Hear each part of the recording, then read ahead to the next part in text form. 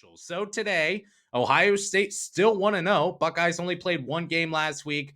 They've got two this week coming up on Monday and Friday. We are going to cover both of those games, and we're going to start with the game that is sooner, and that's probably tonight. If you're listening right now, you're probably getting prepped for this Youngstown State game, or maybe it's later and you're excited for Ohio State's matchup with Texas A&M. Doesn't matter to me.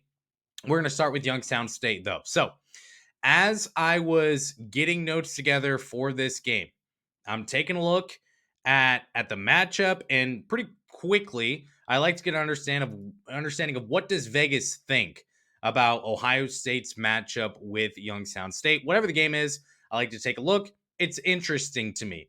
Rarely do I place money on an Ohio State basketball game. When we had player props, we would enjoy that, but now we can't. So I'll look. What do we see? What do we like? All those types of things. And we see that Ohio State was favored by 20.5 points. About 5 minutes later, I'm punching some numbers into, and I'm going to need help from the audience. Do we call it the model, the betting intelligence platform, the BIP? That could be it. That could be it. We need something for this type of formula / a little help from AI, putting together a bit of a database to give us an idea of, do we have any action to play when it comes to betting on this game? Do we have leans, anything like that? Looking at that, and I say, ooh, 20.5. I really like the value here, actually. After playing around with some numbers, I go back to FanDuel, Ohio State favored by 19.5 points. So I like the value a little less. We'll talk about that here in a second. But the Buckeyes are favored to win this game by 19.5 points. Ohio State, by the way, has leaped to 21 in KenPom, negligible movement in Bartorvik ratings, but they're all the way up to 21 in KenPom right now after one win over Texas. Big one for the Buckeyes. And now it's another big week because you get your first home game of the year, and then you travel to College Station to take on the Aggies at Texas A&M. We're talking Youngstown State to start. So Youngstown State, is this a really, really good team? Is this a team that's going to compete for an at-large bid?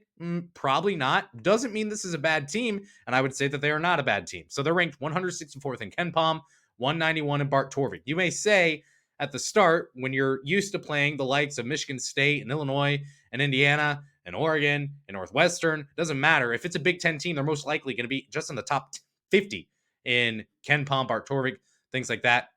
So you may say this should be an easy win for Ohio State. I wouldn't go that far, but Youngstown State 1-0 right now. They beat Chicago State last week 80-60, scored a bunch of fast break points, dominated on both ends of the glass, and they drew 25 fouls. In 40 minutes, they drew 25 fouls. It's also a team in its first year under head coach Ethan Faulkner. Faulkner has made some changes, you could say. There's been a lot of roster turnover.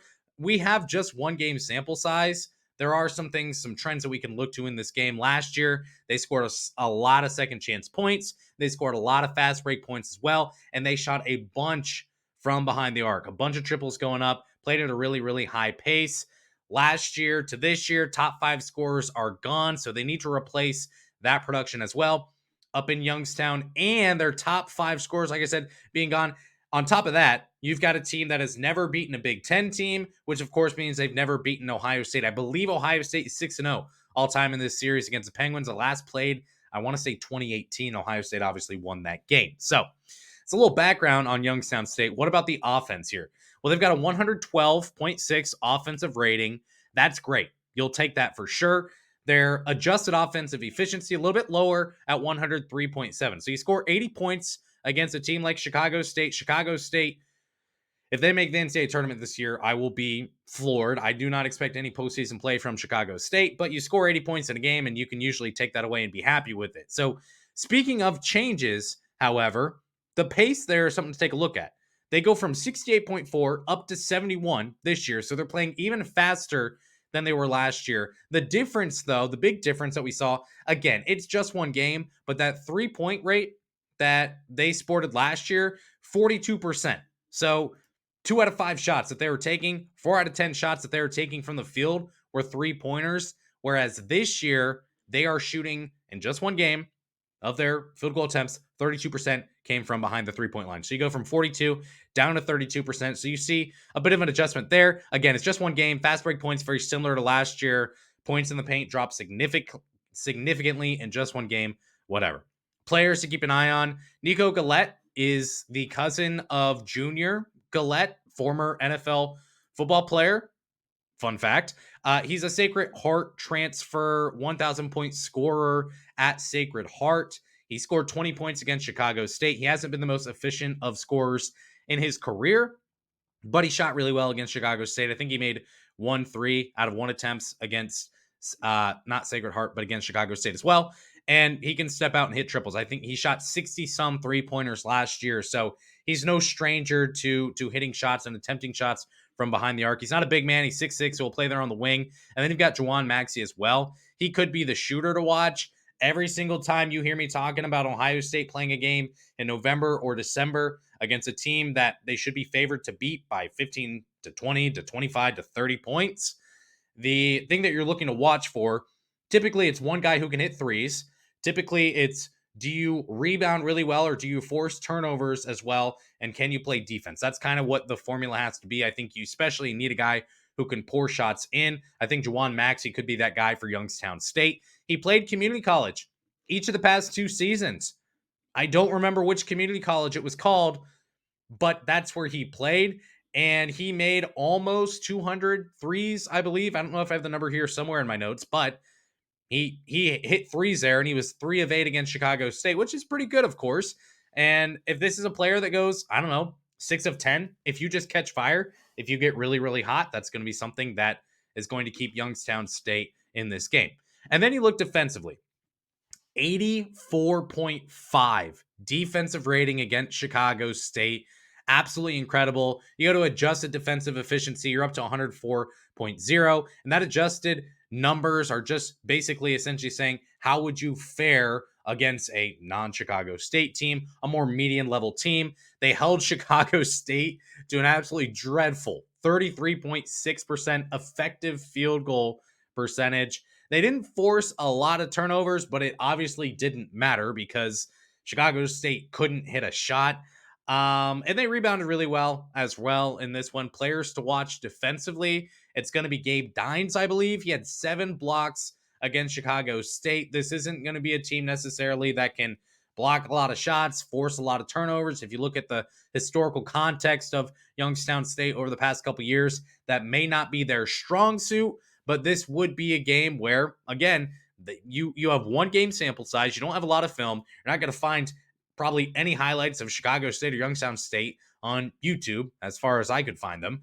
So you don't know a lot about this team in general. If you're a fan, obviously Ohio State knows everything it needs to know about Chicago State, but they obviously played really, really well defensively. So when you go to keys to the game, and when Ohio State is playing a team like Youngstown State, I'm not going to give you 2 or 3 keys to what Ohio State needs to do in order to win a game because I just don't think it's that relevant. It's pretty simple. You have better athletes, you have better shooters, you have better speed.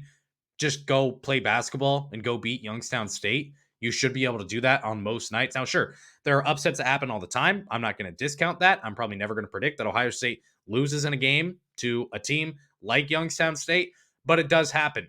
On this podcast, I can overlook a team like Youngstown State and spend more time talking about Texas A&M. The program obviously cannot, but that's where we are. So what we're going to talk about instead, how does Youngstown State keep this game close? I think number one, it could really come down to a player like Juwan Maxey. I don't know if it's going to be Juwan Maxey. I think it could be.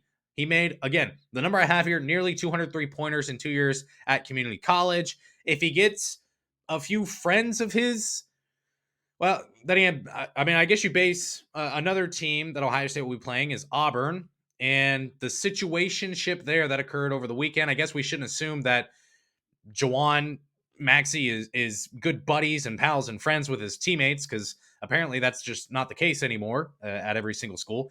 But if you can get some teammates to help, you could see Youngstown State keeping this game close. And even look as soon as last year, Ohio State's first game of the year, I believe against Oakland, and not just their first game of the year, their first home game of the year. It was certainly a team that you would expect to beat. And guess what happened? The very next game, Ohio State had to play the exact same team they're going to have to play on Friday, which was Texas A&M.